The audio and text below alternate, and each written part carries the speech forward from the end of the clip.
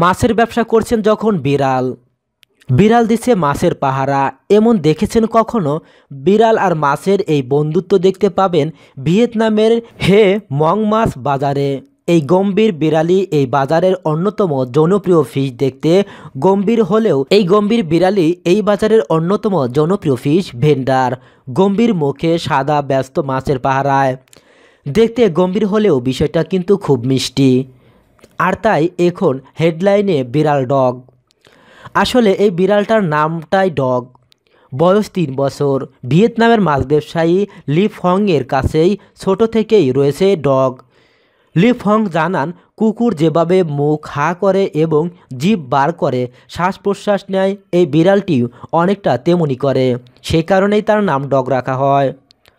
পোশাক এবং হাবেভাবে আগাগোড়া পোক্ত ব্যবসায়ী, ঠিক যেন এক হাত পিছনে রেখে দু পায়ে সারা মাছ বাজার হেঁটে তদারকি করছে সে।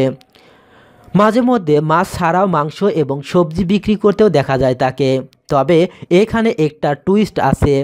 মানুষের মতো এক হাত পিছনে রেখে হাঁটাহাঁটি সে করে না। এটা পুরোটাই তার মালিক লি ফংয়ের কেরামতি।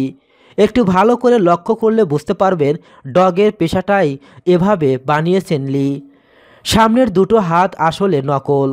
ডগকে নিয়ে এখন তুমুল ব্যস্ত লি।